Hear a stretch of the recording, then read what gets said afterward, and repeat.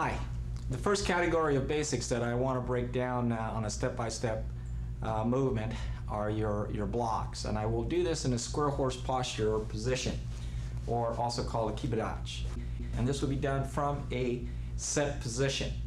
The first block I want to go over is called an inward block.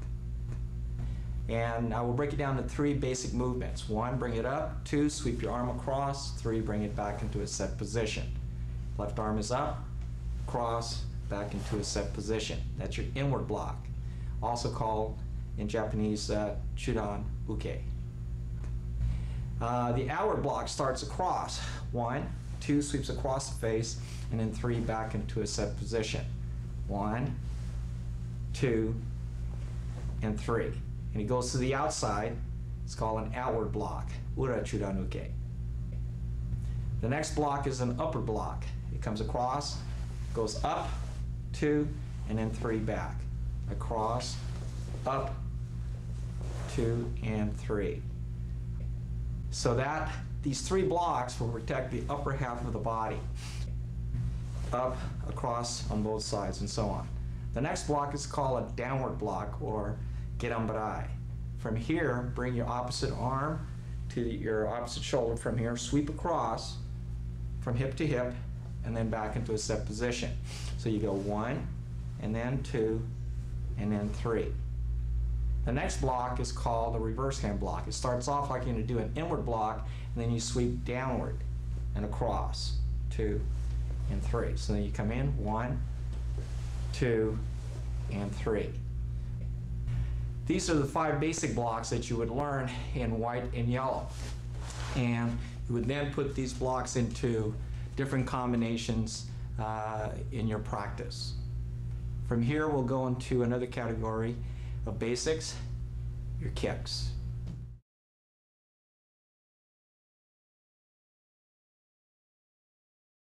The next series of basics we're going to do here is kicks. In Japanese, it's called, or referred to as giri. The first kick we're going to do is called a forward snap kick. I'm going to do this from a side horse or hangutsudachi posture from here. I'm going to break each one of the kicks down into 4 basic movements. So let's go through this from here, from your fighting stance or side horse or hangutsudachi posture from here. On 1, you will bring your power leg knee up. When the knee comes up, you are in what we call a crane posture or ippandachi. From that position from here, then you extend the ball of the foot. 2, 3, bring it back, and then 4, you're back into your fighting posture or stance. So again, the movements are 1, 2, 3, and then you're back down. That's called your forward snap kick. This can be done from your side horse and can also be done off your front leg off a cat stance, nikuashidachi. From here, on a cat stance posture position, you come in from here, 1, 2, 3, and back down again on 4. Now, from here, in your side horse, you could use that forward snap kick off your front or power leg. All right, so from your side horse, you can also come up like so, or like so. From here, the next kick we're going to do is called a side kick. And the side kick, also called yokogiri. From your cat stance posture from here, I'll use the front leg. 1, you're going to bring your leg up into your crane or ippandachi. You flex your ankle, so you're preparing your ankle to strike with the side of the heel. From here, as you extend your leg out on 2, your hip will rotate outward. Bring it back and then bring it down. So movement is 1, 2, 3, and 4. This can be done again from a cat stance or a side horse, from a front leg or your power leg. Front leg and power leg.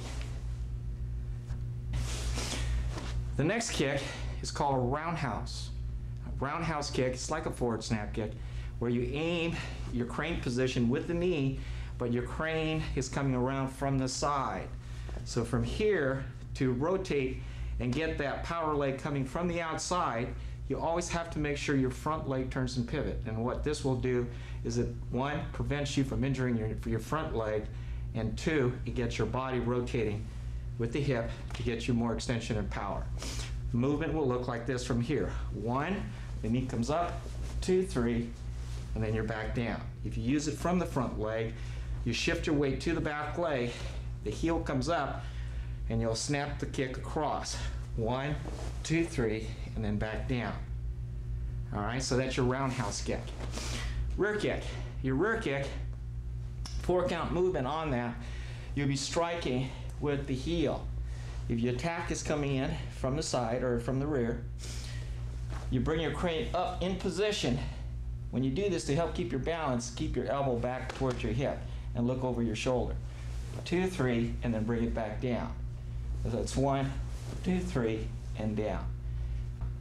Now this rear kick can be used off your front leg from a side horse, but you would have to turn and pivot. It can also be used from a cat stance, and again, you have to turn and pivot your hips to rotate towards the front. So you come in, or from a side horse, bringing your crane out this way as you come through. The rear kick at a more advanced level will go into a spin, but for you white yellow belts, you don't need to do that right now. Let's see. We did a forward snap kick, a side kick, a roundhouse, and a rear kick. And these are the required kicks for the white and yellow belts.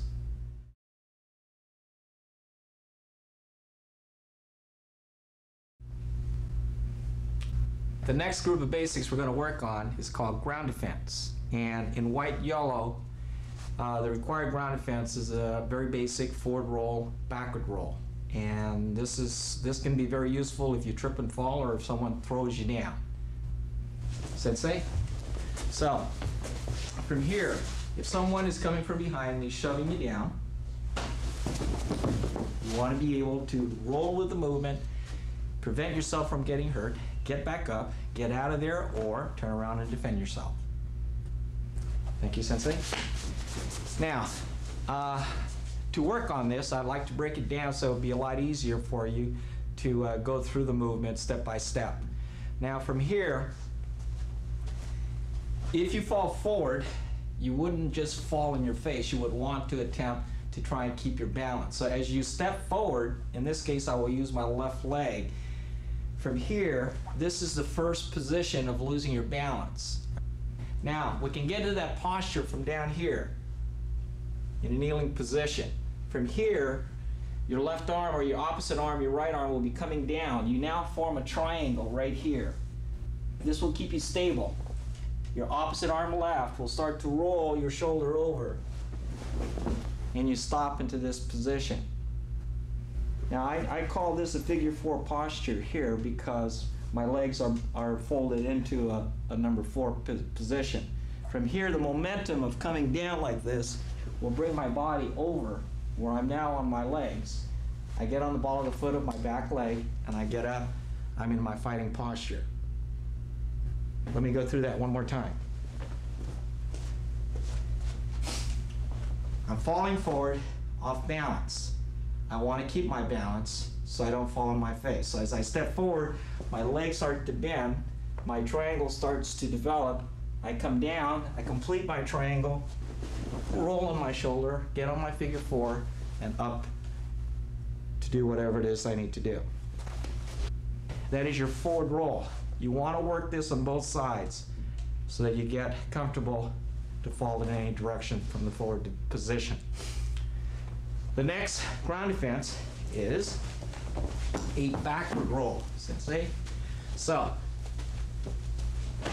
if you're being pushed and you lose your balance, you again want to get into a recovery position and then get out of there or get yourself in a position where you can defend yourself. Thank you. Now, to break this down, if I was to lose my balance backwards from here, I would again have to step back. As I step back from here, that's the beginning of my triangle. As I come down, my legs will start to come back up. My hands will get into a break fall. My leg position, I will call this another figure 4, on edge. I will try and keep my legs together, and since I step back with my right leg, I'm going to move back and bring both my legs over my shoulder and retain my number 4 posture with my legs. And then I'm back up again. Let me move over here. I'm starting to fall back.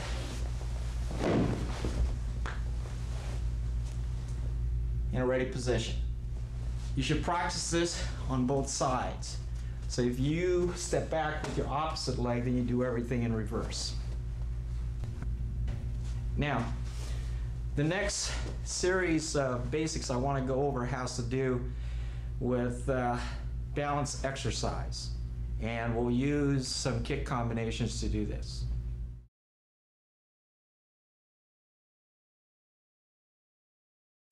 The next drill exercise we're going to do is our 7-count exercise, 7 and 10 count exercise. We'll start off with 7.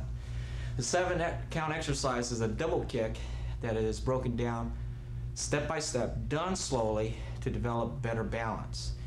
When you do this, you want to use 1, your crane position, 2, your balance leg always being slightly bent for better balance, and then 3, you need to look into the direction in which your extension of your leg is going to go. This will also help your balance.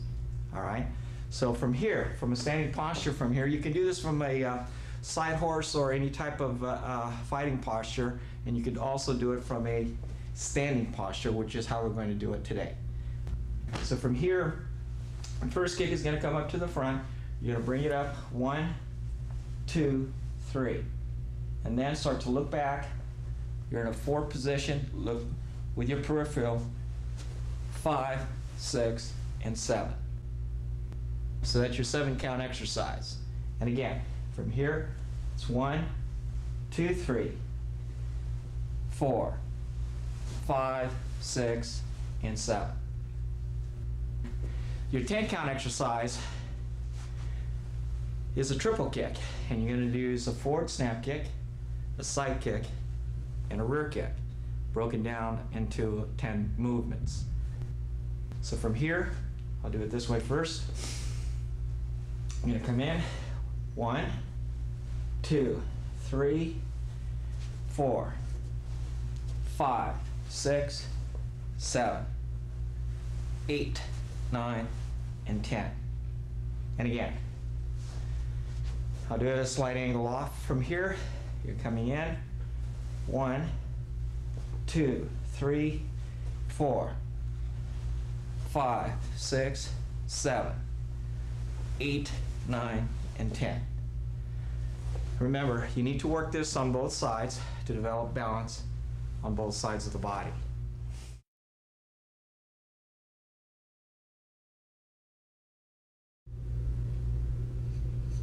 All right, the next series of basics we're going to work on here are different hand strikes. Okay, and to assist me on this will be Sensei Turner. First one, karate twisting punch. Always twisting your punches at the end. This can be used, of course, to the head, to the ribs, to the kidneys, anywhere. Boom. When you're striking, you want to strike with the 2 large knuckles as you go through. So from here, right punch,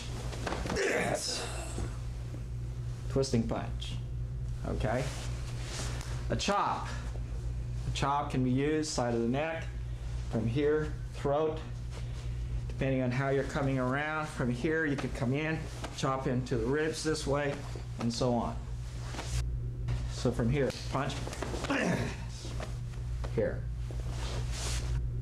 You have a hammer fist, striking with this part here. Coming up, right punch. Yes. Right here.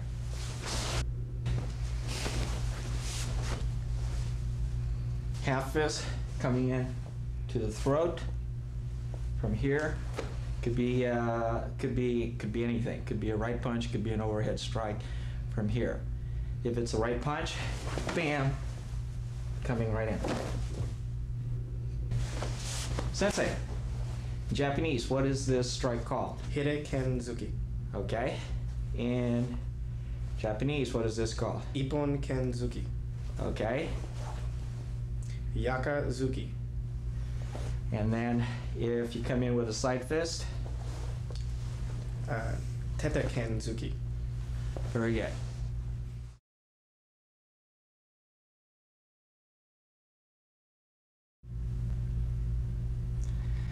All right, the next thing I'd like to go over is your first introduction into the octagon and the 8 directions of the octagon. This can be used in many different ways. To understand this initially, this form is called a stepping form, and all we're going to do is going to be stepping into 8 different directions, okay, and then learning how to acknowledge these different directions from as an attack or as an escape or as a counter. And we'll go through this step by step from here. You always start in the center, hands, feet together, knees are always bent. What I want you to do as you go through these steps is I want you to think of kind of taking the lead visually and falling into your position, and then to get back, falling back into position. So the stepping form is also a falling form. So from here, first angle, which is straight up from here, is 1, and then 2. You're back to the center, and then 2 is directly behind you, and then you'll be coming back again. 3, angle number 3 will be directly to your left side. Look over and step, and then back to center. Number 4, directly to your right side from here, and then back. Angle 5 is up to the front corner to your left. You step out, and then from here, step back to center. Angle 7, or pardon me, angle 6 is right behind you. From angle 5, you would step back, and then step forward. Angle 7 is over to your front corner from here. You step, and then step back again. Angle 8, last of the angles from here. You step out, and then from here. Now, Sensei, could you assist me, please? Now, in a lot of your techniques, this is angle 1. Part of the escape in your angles is to get away from your opponent. You would never step straight into your opponent. You would always step away from your opponent.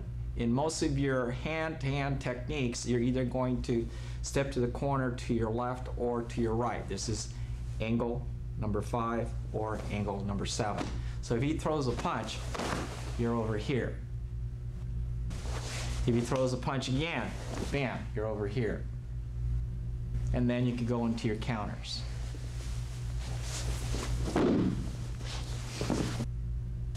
And this will be taken into more detail as you understand all of the different angles that you have in the octagon.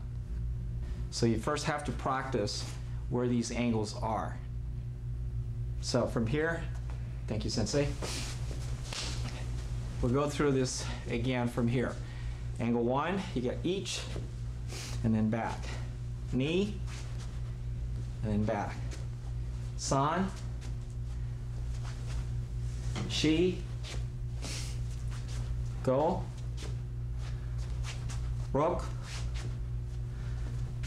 Sich, Hach. Very simple, very basic, but this is going to be one of your more important forms that you'll ever learn. And then from this, later, you'll go into different stance forms using the same angles, which will lead into more technical use of the angles.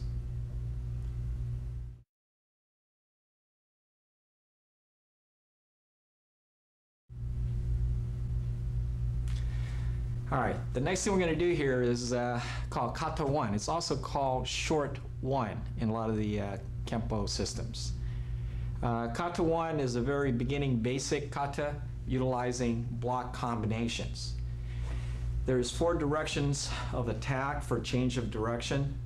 First attack is normally in front with 2 strikes coming at you, then you change direction to your side, where attacker number 2 comes in with 2 strikes, and then you change direction to number 3 from here, attacker number 3, and he comes in with 2 strikes. And then the last person coming from behind is coming at you with 2 kicks. The very basic, you change right side, left side is pretty much what you're doing. You block with your right, then block with the left. And then you go through a series of combination. So, the kata will start, kibudachi or square horse posture, and weapon sheath from here. Step back,